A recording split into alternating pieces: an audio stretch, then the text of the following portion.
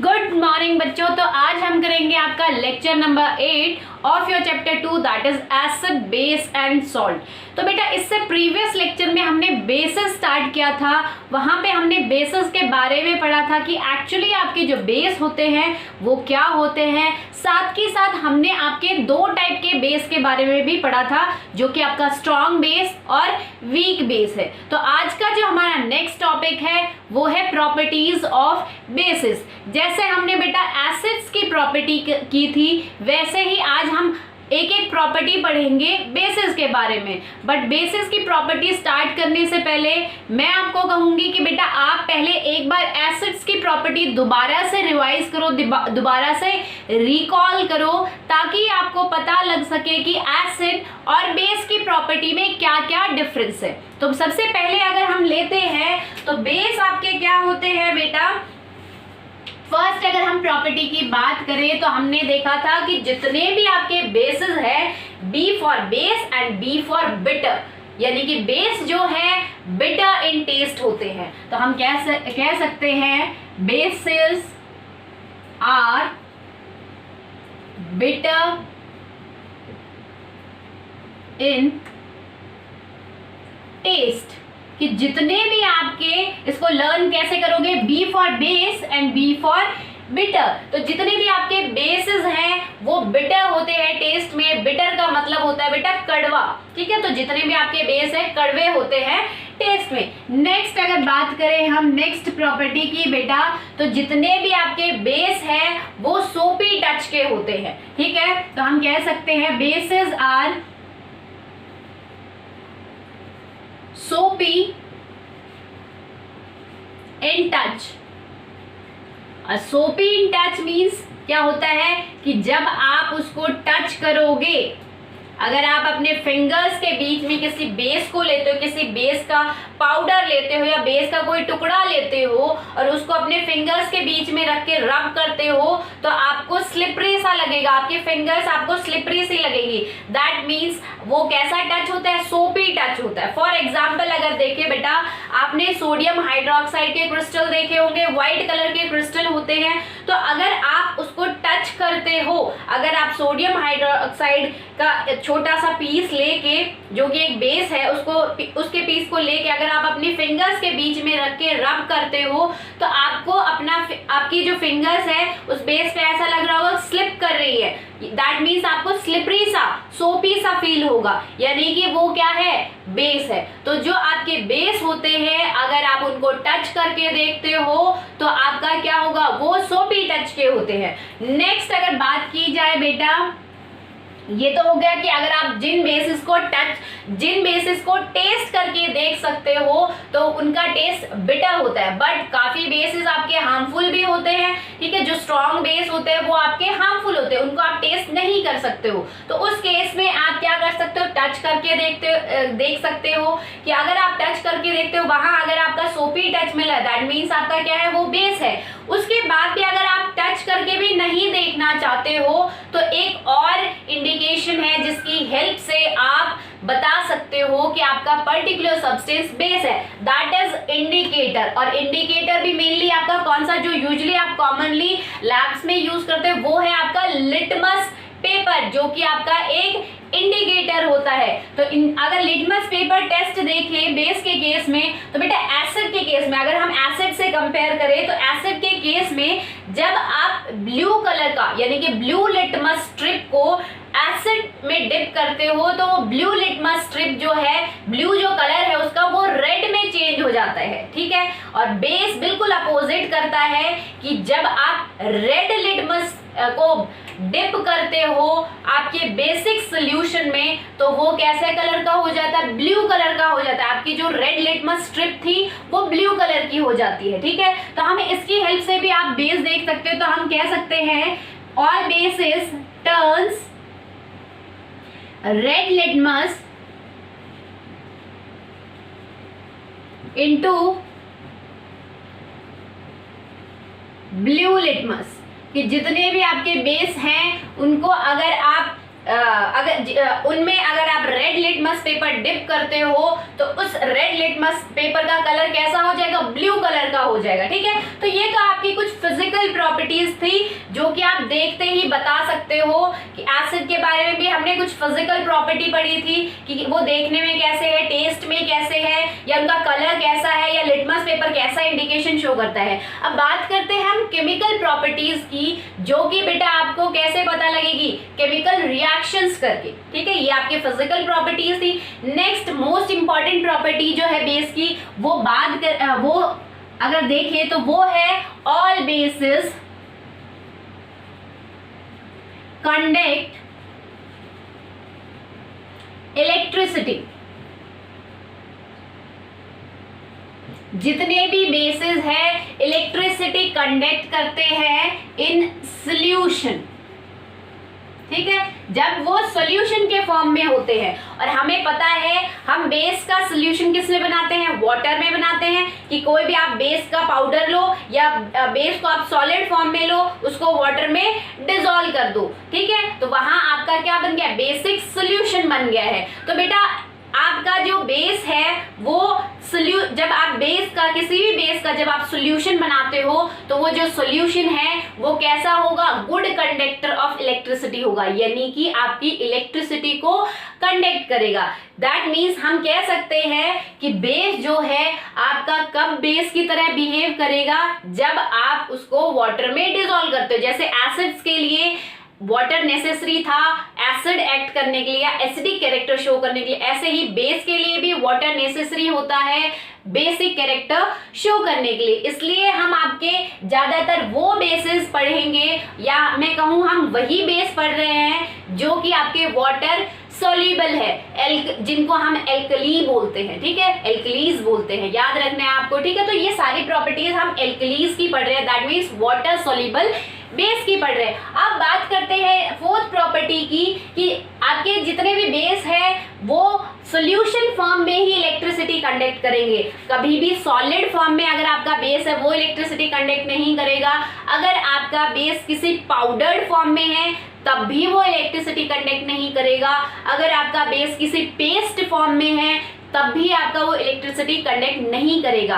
तो इलेक्ट्रिसिटी वाली प्रॉपर्टी को वेरीफाई करने के लिए आपको हमेशा बेस का सॉल्यूशन बनाना पड़ेगा। ठीक है, इसीलिए हमने कहा है base conduct electricity in solution. अब बेटा हमने जैसे एसिड में पढ़ा था उसी से कंपेयर करके देखो, इसीलिए मैंने आपको कहा था कि एक बार एसिड्स की प्रॉपर्टी को दोबारा रिवाइज कर लेना। ठीक है, तो देखो जैसे हमने आपकी एक ऐसे इन्वर्टेड बॉटल रखी थी और उसमें हमने यहाँ नीचे एक रबर कॉर्क लगाया था एसिड में, जो हमने एक्सपेरिमेंट किया था ये प्रूव करने के लिए कि आपके एसिड जो है इलेक्ट्रिसिटी कंडक्ट करते हैं सॉल्यूशन फॉर्म में। तो ऐसे ही अगर बेस का ले सेम ही एक्सपेरिमेंट अगर आप लेते हो तो हमने क्या किया है, एक इन्वर्टेड बॉटल ली है, उसके नीचे हमने एक रबर कॉर्क फिट की है और उस रबर कॉर्क में हमने दो नेल्स, जो दो आयरन नेल्स डिप कर मतलब कि होल्ड की हैं। ठीक है, उसके बाद हमने क्या किया है, इन दोनों को कनेक्ट किया है विद अ बैटरी।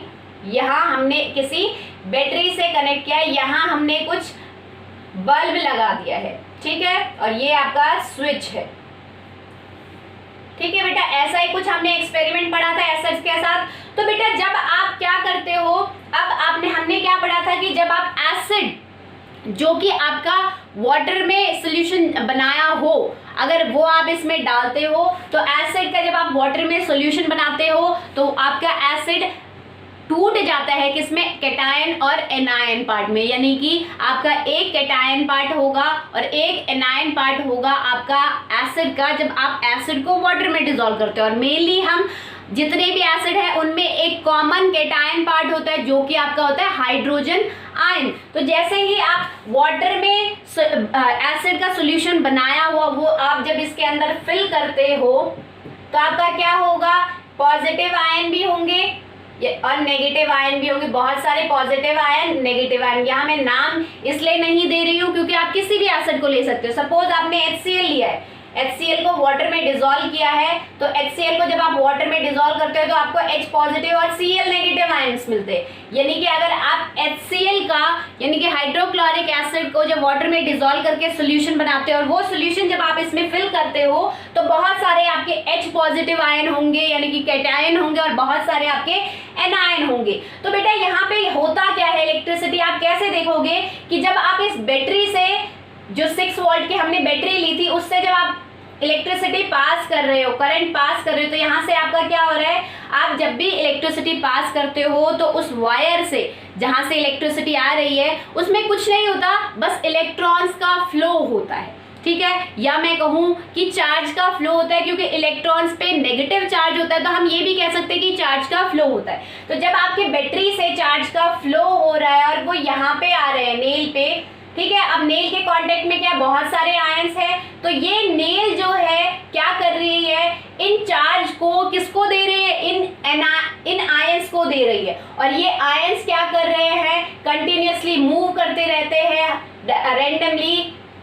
कभी इधर कभी उधर। तो ये आयंस जो है जिनको चार्ज मिला है इस नेल से, ये क्या कर रहे हैं, जब यहाँ मूव करेंगे तो इस नेल के कांटेक्ट में आएंगे और इस नेल को अपना चार्ज दे के दोबारा से उस तरफ चले जाते हैं। ठीक है, यानी कि यहाँ से चार्ज जो आ रहा था वो यहाँ पे आया और इन आयंस के थ्रू आप चार्ज आपका दूसरी नेल पे ट्रांसफर हुआ और उसके बाद वो नेल पे ट्रांसफर होने के बाद चार्ज यहाँ से दोबारा यहाँ पे गया। जैसे ही आप स्विच ऑन करते हो यानी कि प्लग जैसे ही आप ऑन करते हो तो आपका ये जो बल्ब है ये क्या होगा, जलने लग जाएगा, क्योंकि यहाँ पे आपका क्या हो गया है, सर्किट कंप्लीट हो गया है। मतलब जो एक सर्कल बन गया, सर्किट मींस एक सर्कल बन गया। आप फिजिक्स में भी पढ़ रहे होगे कि इलेक्ट्रिसिटी पास करने के लिए सर्किट कंप्लीट होना चाहिए। ठीक है, तो यहाँ पे देखो यहाँ से चार्ज आ रहा था और पूरा इस नेल पे ट्रांसफर हुआ इन आयंस के थ्रू और आपका क्या हो गया, सर्किट कंप्लीट होते ही आपने जो भी इलेक्ट्रिकल अप्लायंस लगाया, चाहे फैन लगाया है, आपने कोई लाइट लगाई है, वो ग्लो करने लगेगी। ठीक है, तो यहाँ पे हम कह सकते हैं कि आपके ये जो आयंस थे, किसके आयंस थे, एसिड के आयन सॉल्यूशन में जो थे वो चार्ज कैरियर की तरह एक्ट कर रहे हैं। इसीलिए हम कह सकते हैं कि एसिड जो है, हमने क्या कहा था कि एसिड जो है सॉल्यूशन फॉर्म में गुड कंडक्टर ऑफ इलेक्ट्रिसिटी होता है, क्योंकि वो इलेक्ट्रिसिटी कंडक्ट करता है, इलेक्ट्रिसिटी को एक एंड से दूसरी एंड की तरफ ले जाता है। ठीक है, यहाँ से इलेक्ट्रिसिटी को यहाँ से इस एंड की तरफ ले रहा था, दैट मीन्स आपका जो एसिडिक सॉल्यूशन है वो गुड कंडक्टर ऑफ इलेक्ट्रिसिटी माना जाता है। ऐसे ही सेम बेटा आपका बेस के साथ भी है। आपको पता है कि आप जब भी कोई बेस लेते हो, फॉर एग्जाम्पल अगर हम बेस ले रहे हैं आपका NaOH, सोडियम हाइड्रोक्साइड, और इस बेस का जब आप सॉल्यूशन बनाते हो वाटर में तो हम यहाँ लिख देते हैं एक्वस। एक्वस मींस किसी भी सब्सटेंस का जब आप वाटर में सॉल्यूशन बना रहे हो तो वो एक्वस मीडियम कहलाता है। ठीक है, तो जब आप किसी भी बेस का एक्वस सॉल्यूशन बनाते हो यानी कि वाटर में सॉल्यूशन बनाते हो तो आपका जो बेस है वो एक कैटायन पार्ट में और एक एनायन पार्ट में टूट जाता है।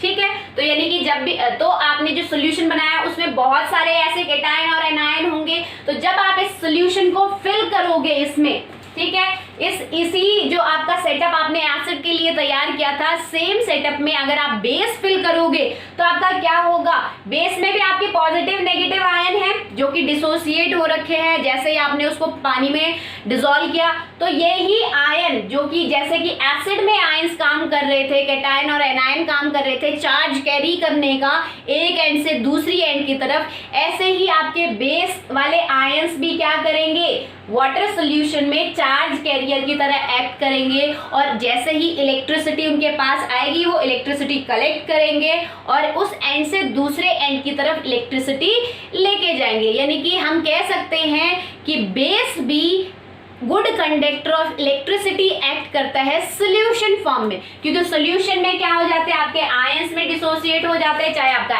एसिड हो या बेस हो, दोनों ही आपके सॉल्यूशन फॉर्म सॉल्यूशन स्टेट में आपके आयंस में डिसोसिएट हो जाते हैं और यही आयंस रिस्पॉन्सिबल होते हैं चार्ज को एक एंड से दूसरे एंड की तरफ ले जाने में। ठीक है बेटा, तो ये कॉन्सेप्ट आपको क्लियर हुआ कि both acid and base are act as या behave behave as a good conductor of electricity only in solution. Solid form में आपके बैड कंडक्टर ऑफ इलेक्ट्रिसिटी होंगे, क्योंकि सॉलिड फॉर्म में क्या होता है, कैटायन और एनायन अलग अलग नहीं होते, कंबाइन, वो जुड़े हुए होते, इसीलिए तो सॉलिड फॉर्म होता है। ठीक है, तो आपके जो एसिड और बेस हमेशा एक्वस फॉर्म में या सॉल्यूशन फॉर्म में ही good conductor of electricity behave करेंगे, क्योंकि उनमें फ्री आयंस होते हैं और यही फ्री आयंस चार्ज कैरियर का काम करते हैं।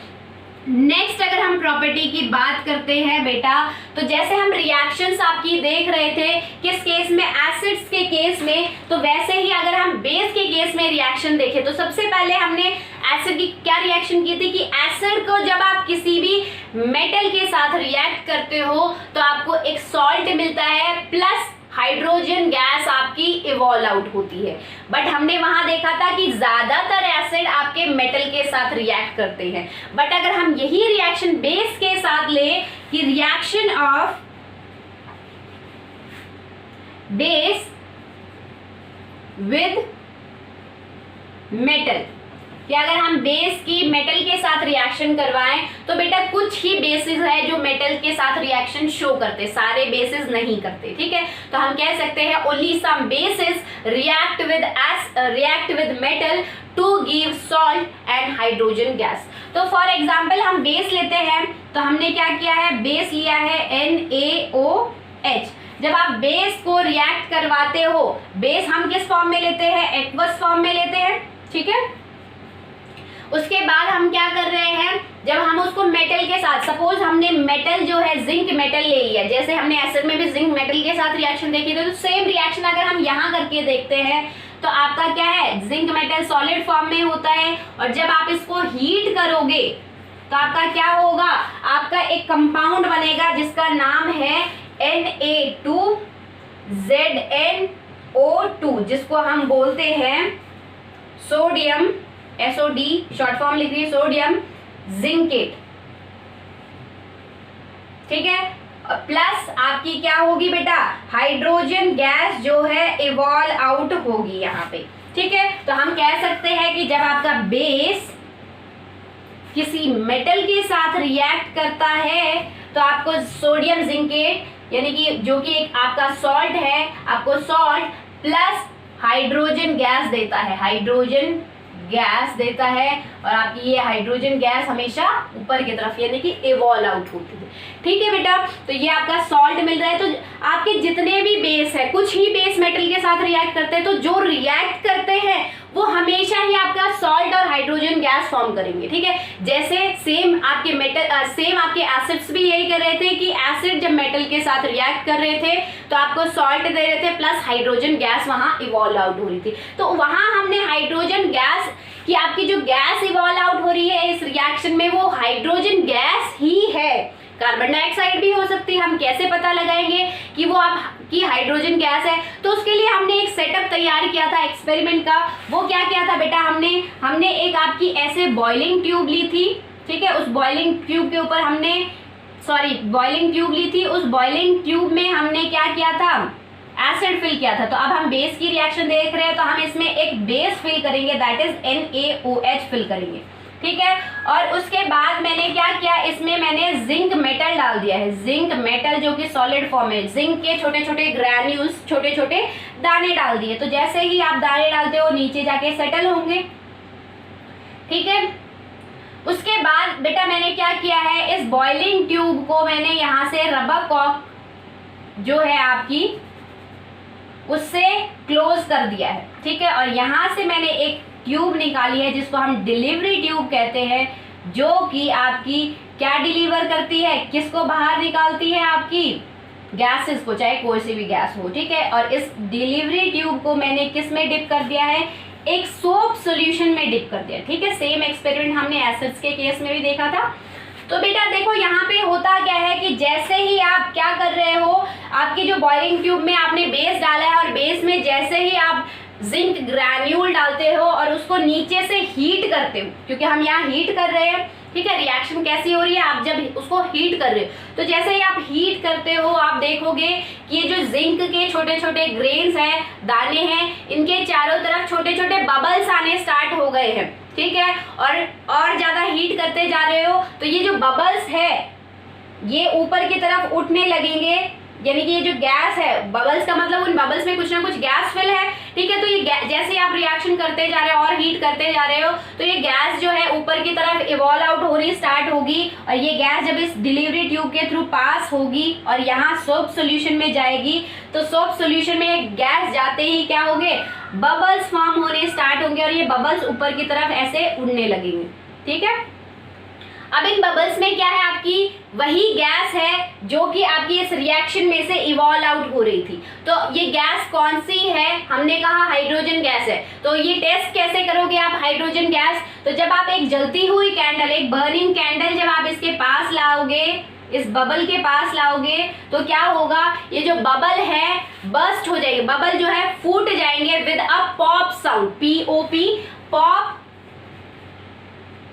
साउंड, ठीक है। और पॉप साउंड जो होती है, जो भी गैस पॉप साउंड प्रोड्यूस करती है वो हाइड्रोजन गैस, सिर्फ hydrogen gas pop sound produce करती है जब आप उसको बर्न करते हो, या बर्निंग कैंडल जब आप उसके पास लाते हो तो जो हाइड्रोजन गैस है वो पॉप साउंड करके बर्न करती है, ठीक है। तो पॉप साउंड जहां पे भी आती है that indicate that there is evolution या there is a presence of hydrogen gas, ठीक है बेटा। तो ये तो बात हो गई reaction of base with metal.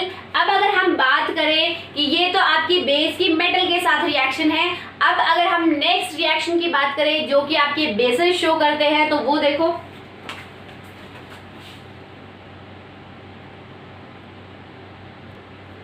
तो बेटा नेक्स्ट अगर हम रिएक्शन की बात करें तो वो है रिएक्शन ऑफ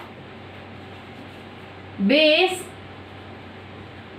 विद एसिड, ठीक है। तो हमने ये एसिड में भी पढ़ी थी, ये प्रॉपर्टी हमने एसिड्स में भी पढ़ी थी कि जब भी आपका एसिड किसी बेस के साथ रिएक्ट करता है तो वो हमेशा उस रिएक्शन को हम क्या कहते हैं, न्यूट्रलाइजेशन रिएक्शन।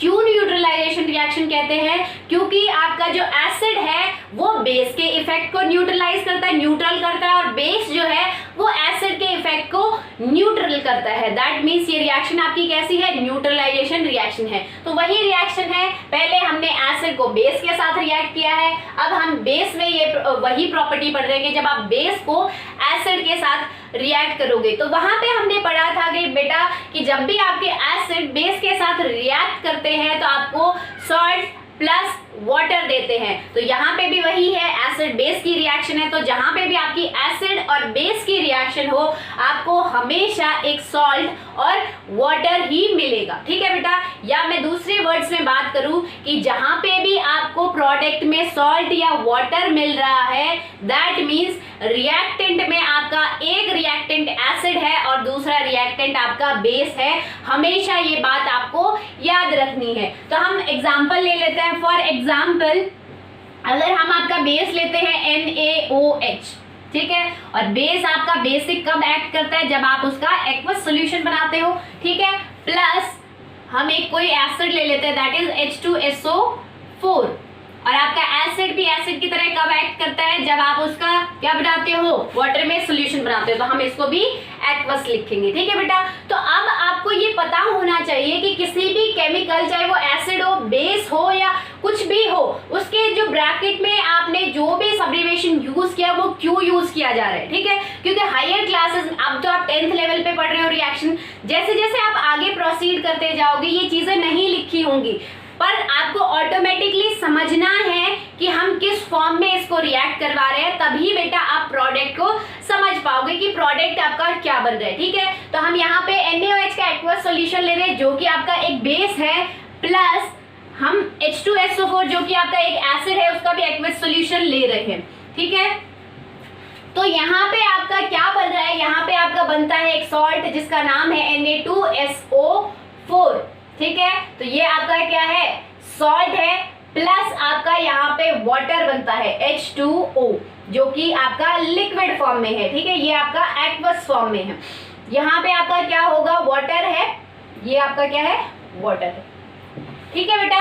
तो जहां पे भी आपकी एसिड या बेस, चाहे आप किसी भी एसिड को लो, यही एसिड H2SO4 या HCl की बात नहीं, चाहे आप दुनिया में जो भी एसिड है उस एसिड को अगर आप उठाते हो और उसकी रिएक्शन किसी भी बेस के साथ करते हो तो हमेशा आपका सॉल्ट बनेगा प्लस आपका वाटर बनेगा, और इस रिएक्शन को हम कहते हैं न्यूट्रलाइजेशन रिएक्शन। तो एक्चुअली इस रिएक्शन में होता क्या है बेटा, ये जो एसिड और बेस की रिएक्शन है ये रियल न्यूट्रलाइजेशन रिएक्शन होती है। क्यों होती है? क्योंकि यहाँ पे आप अगर देखो तो आपका क्या है, यहाँ पे मैं ऐसे लिख रही हूँ, चलो यहाँ लिख देती हूँ, NaOH जो है अगर आप उसका एक्वस सोल्यूशन बनाते हो तो आपको पता है उस सोल्यूशन में आपका क्या होगा, Na positive plus OH negative part होगा। ठीक है, यहाँ पे अगर हम H2SO4 की एक्वस सोल्यूशन बनाते हैं, यानी कि एसिड का एक्वस सोल्यूशन बनाते हैं, वाटर में डिसॉल्व करते हैं, तो वहां पे आपका क्या होगा, 2H positive ion plus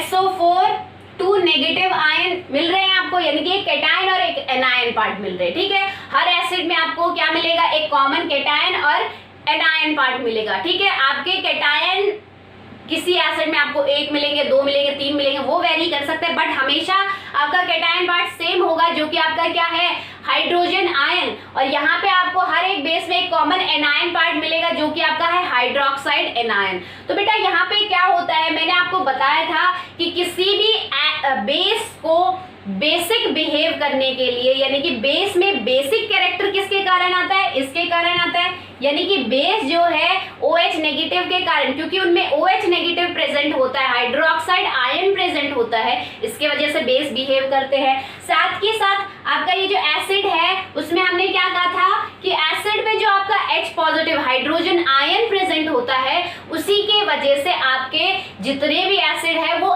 acidic nature के होते हैं, मतलब एसिड की तरह बिहेव करते हैं। ठीक है, यानी कि बेस OH नेगेटिव के वजह से बेसिक कैरेक्टर शो कर रहा है, और एसिड 2H पॉजिटिव या मैं कहूँ H पॉजिटिव की वजह से एसिड बिहेव कर रहा है। तो न्यूट्रलाइजेशन रिएक्शन या इन रिएक्शन में आपका एसिड बेस रिएक्शन में आपका क्या होता है कि बेस में से आपका OH नेगेटिव आयन जो कि एक्वस सॉल्यूशन में प्रेजेंट है, इसको हम कहते हैं हाइड्रोनियम आयन, ये किसके साथ कंबाइन होता है, जो आपके एसिड में जो आपके H पॉजिटिव आयन है जो कि आपके होते हैं हाइड्रोजन आयन, उनके साथ कंबाइन होता है और आपका एक न्यूट्रल प्रोडक्ट बनाता है जिसको हम कहते हैं वाटर, H2O। ठीक है बेटा, तो देख सकते हो आप OH नेगेटिव H पॉजिटिव के साथ कंबाइन होके आपका वाटर बना रहा है जो कि आपका एक न्यूट्रल प्रोडक्ट है, इसीलिए हमने इस रिएक्शन को न्यूट्रलाइजेशन रिएक्शन कहा है। ठीक है, यहाँ पे एक्चुअली हो क्या रहा है, देखो ये नेगेटिव है, ये पॉजिटिव है, जब ये दोनों आपस में अटैच होंगे तो नेगेटिव वाला पॉजिटिव के इफेक्ट को कम करेगा और पॉजिटिव वाला नेगेटिव के इफेक्ट को कम करेगा, और आपका एक न्यूट्रल कंपाउंड बनेगा या न्यूट्रल मॉलिक्यूल बनेगा जिसके ऊपर कोई चार्ज नहीं होगा, जो कि आपका एक वाटर है। ठीक है, इस कंपाउंड का नाम है वाटर। इसीलिए हम क्या कहते हैं, आपकी ये एक न्यूट्रलाइजेशन रिएक्शन है कि आपका जो बेस में जो आपका बेसिक कैरेक्टर जिसकी वजह से और एसिड में जो आपका एसिडिक कैरेक्टर जिसकी वजह से है, वो आयंस एक दूसरे को काउंटर बैलेंस करते हैं, एक दूसरे के इफेक्ट को कैंसिल आउट करते हैं और आपका एक न्यूट्रल कंपाउंड बनाते हैं जिसको हम वाटर कहते हैं। That's why this reaction is known as neutralisation reaction. Next अगर हम रिएक्शन की बात करते हैं बेटा, तो वो है कि जब आप बेस को आप नॉन मेटल ऑक्साइड के साथ रिएक्ट करवाते हो तो वहां पे आपका क्या होता है, देखो फिर। तो बेटा नेक्स्ट अगर हम रिएक्शन की बात करें जो कि आपकी 7th रिएक्शन है, वो है आपकी reaction of base with non metal oxide. जैसे हमने अगर हम इसको कंपेयर करें एसिड्स के साथ, तो बेटा एसिड आपके मेटल ऑक्साइड्स के साथ रिएक्ट करते हैं और हमने देखा था क्या फॉर्म करते हैं, सॉल्ट प्लस वाटर। तो सेम ऐसे ही बेस जब नॉन मेटल ऑक्साइड के साथ रिएक्ट करते हैं तो आपको देते हैं सॉल्ट प्लस वाटर। तो हम कह सकते हैं base react with non metal oxide to produce salt and water. तो अगर हम एग्जांपल ले बेस का, फॉर एग्जांपल हमने कैल्शियम हाइड्रोक्साइड लिया है, एक्वस सॉल्यूशन, ठीक है, यहाँ पे देखो आप देख सकते हो क्योंकि OH प्रेजेंट है, दैट मीन्स एक्वस सोल्यूशन बनाओगे तो ये OH आयन जो है आपका सेपरेट आउट हो जाएगा, यानी कि ये क्या है, जिस भी सब्सटेंस में आपका OH नेगेटिव आयन प्रेजेंट हो वो आपका क्या है, बेस है। प्लस अगर हम एक आपका नॉन मेटल ऑक्साइड लेते हैं, यानी कि नॉन मेटल को ऑक्सीजन के साथ कंबाइन करते हैं, तब आपका बनता है नॉन मेटल ऑक्साइड। तो हमने एग्जांपल ले लिया CO2, ठीक है, ये आपका क्या है, नॉन मेटल ऑक्साइड, ये आपका कोई बेस है और ये आपका जिसको हम कैल्शियम हाइड्रोक्साइड बोलते हैं, ठीक है, और ये आपका क्या है, नॉन मेटल ऑक्साइड। ठीक है बेटा, तो यहाँ पे जब इन दोनों की रिएक्शन होती है तो आपका एक कंपाउंड बनाता है जिसको आप बोलते हो कैल्शियम कार्बोनेट, जो कि आपका एक सॉल्ट है, प्लस यहाँ पे आपका बनता है वाटर। ठीक है बेटा, तो ये आपको बात पता चली कि जब भी आप किसी बेस को नॉन मेटल ऑक्साइड के साथ रिएक्ट करवाते हो तो आपका सॉल्ट प्लस वाटर बनता है। थोड़ी देर पहले हमने क्या पढ़ा था कि जहां पे भी प्रोडक्ट में आपको सॉल्ट और वाटर मिल रहा है, यानी कि रिएक्टेंट में एक आपका एसिड होगा और एक आपका बेस होगा। तो बेस तो हमें पता है कि आपने बेस कौन सा यूज किया, दैट मीन्स आपके जो नॉन मेटल ऑक्साइड है वो इस रिएक्शन में एसिड की तरह बिहेव कर रहे हैं। तो बेटा जितने भी आपके नॉन मेटल ऑक्साइड होते हैं वो एसिडिक इन नेचर होते हैं। ठीक है, तो क्योंकि ये आपका बेस है, ये एसिडिक इन नेचर है, तो जब आपके बेस और एसिड रिएक्ट करते हैं तो हमेशा ही आपको सॉल्ट प्लस वाटर मिलता है। तो ये तो बात हो गई आपकी प्रॉपर्टीज ऑफ बेस की। हमने सारी प्रॉपर्टी पढ़ ली है, इनको बेटा कोरिलेट करके देखो एसिड्स के साथ, तभी आपको दोनों की प्रॉपर्टी अच्छे से याद हो पाएगी। ठीक है, क्योंकि आपने एसिड की प्रॉपर्टी अच्छे से कर ली होगी, तो जब आप बेस की कोरिलेट करोगे तो आपको बेस की भी साथ के साथ याद होगी कि बेस में क्या डिफरेंस है और एसिड में क्या डिफरेंस है। अब अगर बात करते हैं यूजेस ऑफ बेस, हमने एसिड्स के यूज पढ़े थे कि एसिड कहीं आप फूड में यूज कर रहे हो, या मैं कहूँ किसी ईटेबल मटेरियल में आपके एसिड प्रेजेंट है, या फिर आपके किसी और सब्सटेंस में आपके एसिड प्रेजेंट है, तो कहाँ कहाँ यूज हो रहे हैं हमने देख लिए थे आपके एसिड्स। ठीक है, अब बात करें हम बेस की, क्योंकि एसिड्स तो कॉमनली आप एवरीडे लाइफ में बहुत ज्यादा यूज करते हो, बट अगर बेस की बात करें यूजेस ऑफ बेस, तो बेस भी आप अपने डे टू डे लाइफ में बहुत यूज करते हो, बट काफी बच्चों को पता नहीं है कि वहां आप बेस यूज कर रहे हो। ठीक है, तो अगर हम सबसे पहले एग्जांपल ले बेटा बेस के यूज का, तो आपको पता है मैग्नीशियम हाइड्रोक्साइड जो है, हमने फर्स्ट लेक्चर में पढ़ा था, इसके इंट्रोडक्शन पार्ट में एसिड बेस चैप्टर में, acid base and salt chapter में, इसके फर्स्ट लेक्चर में पढ़ा था कि आपका जो मैग्नीशियम हाइड्रोक्साइड है वो एज अ एंटा एसिड काम करता है। ठीक है, एंटा एसिड, जिसको हम मिल्क ऑफ मैग्नीशियम भी कहते हैं, इसको हम मिल्क ऑफ मैग्नीशियम भी कहते हैं, या फिर ये क्या है, मैग्नीशियम हाइड्रोक्साइड। तो आप देखते हो यहाँ पे क्या है, OH आयन, तो जब भी आप इसका एक्वस सॉल्यूशन बनाओगे आपको OH नेगेटिव आयन मिलेगा, और जहां पे भी आपका OH नेगेटिव आयन प्रेजेंट है दैट मीन्स वो बेस है। तो ये बेस आपका एंटा एसिड का काम करता है, और एंटा एसिड आपके क्या होते हैं, आपके स्टमक में जो भी एसिडिटी प्रोड्यूस हो रही है, स्टमक में आपके एसिड्स होते हैं, उन एसिड्स के वजह से जो भी आपकी एसिडिटी प्रोड्यूस हो रही है उस एसिडिटी को कौन कम करता है, ये एंटा एसिड काम करते हैं। ठीक है, नेक्स्ट अगर बात करें बेटा सेकेंड की, तो आप जो अभी तक पढ़ रहे थे सोडियम हाइड्रोक्साइड, सोडियम हाइड्रोक्साइड एक ऐसा बेस है, ये OH है इसमें, देखो ये भी एक ऐसा बेस है जो कि आपको यूज होता है इन मैन्युफैक्चरिंग ऑफ सोप, जो आप साबुन बनाते हो। ठीक है, जो आपके फैक्ट्रीज में साबुन बनाते हैं, जो आप क्लोथ वॉश करने के लिए या फिर नहाने के लिए यूज करते हो, जितने भी सोप, वो सारे NaOH, यानी कि उनमें NaOH यूज होता है। तो हम कह सकते हैं NaOH या sodium hydroxide is use for the manufacturing of soap, papers और काफी फैब्रिक्स भी, फैब्रिक्स जो कपड़ा, रेयन का कपड़ा जो होता है वो भी इसी की हेल्प से बनता है। नेक्स्ट अगर बात करें बेटा आपकी थर्ड की, तो जो आपका कैल्शियम हाइड्रोक्साइड है जिसको हम स्लेक लाइम कहते हैं, वो जो हमें अभी पढ़ रहे थे कैल्शियम हाइड्रोक्साइड, इसको हम स्लेट लाइम भी कहते हैं। ये यूज होता है for the manufacturing of bleaching powder. आप जो ब्लीचिंग पाउडर यूज करते हो, ब्लीचिंग क्लोथ को ब्लीच करना है, या फिर पार्लर्स में जो फेस के लिए जो आपके ब्लीच यूज करते हैं, उनमें आपका क्या होता है, कैल्शियम हाइड्रोक्साइड, ठीक है, जिसको हम स्लेट लाइम भी कहते हैं। तो हम कह सकते हैं कैल्शियम हाइड्रोक्साइड यूज होता है for the manufacturing of bleaching powder, bleaching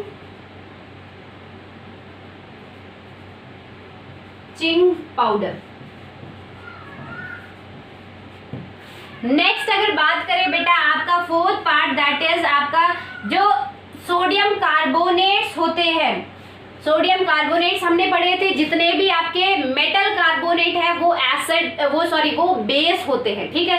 यानी कि ये सोडियम कार्बोनेट क्या है, मेटल कार्बोनेट, यानी कि ये आपका क्या है, बेस है। तो सोडियम कार्बोनेट बेटा यूज होता है for the manufacturing of washing soda, ठीक है। वॉशिंग सोडा जो होता है वो इसकी हेल्प से ही मैन्युफैक्चर किया जाता है, वॉशिंग सोडा, ठीक है। नेक्स्ट अगर बात करें हम फिफ्थ आपका, कि जो आपका सोडियम हाइड्रोजन कार्बोनेट है वो भी आपका बेस है। जितने भी आपके मेटल कार्बोनेट और मेटल हाइड्रोजन कार्बोनेट है वो सारे ही आपके बेसिक नेचर के होते हैं, ठीक है। तो आपका क्या है, ये सोडियम हाइड्रोजन कार्बोनेट जो है बेटा यूज किया जाता है for manufacturing of baking powder, ठीक है। बेकिंग पाउडर जो आप यूजुअली यूज करते हो केक वगैरह या फूड में, जो भी आप बेकिंग पाउडर यूज करते हो वो इसकी हेल्प से ही बनाया जाता है, ठीक है। तो हम कह सकते हैं कि बेकिंग पाउडर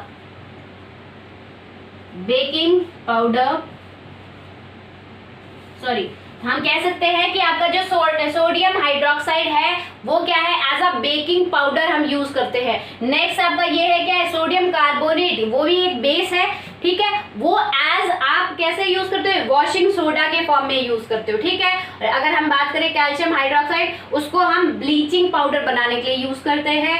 आपका सोडियम हाइड्रोक्साइड है उसको हम सोप, पेपर या फैब्रिक बनाने के लिए यूज करते हैं। और मैग्नीशियम हाइड्रोक्साइड जो है बेटा आपका, वो आपका यूज होता है एज अ एंटासिड। तो बेटा ऐसे आपके बहुत सारे बेसिस है, बट ये आपने कॉमनली, जैसे आपने सोप मैन्युफैक्चरिंग या ब्लीचिंग पाउडर देखा हो, या वॉशिंग सोडा देखा होगा, या बेकिंग पाउडर देखा होगा, तो उनमें आपके ये बेस प्रेजेंट होते हैं, ठीक है। तो हम कह सकते हैं इन बेसिस को हम यूज करते हैं। आपके बहुत और भी बेसिस है जिनको आप अपने आसपास देखते होंगे, बट कॉमनली हम यही ज्यादातर यूज करते हैं। तो आई होप आज का कंसेप्ट आपको समझ में आया होगा। That's all for today, thank you.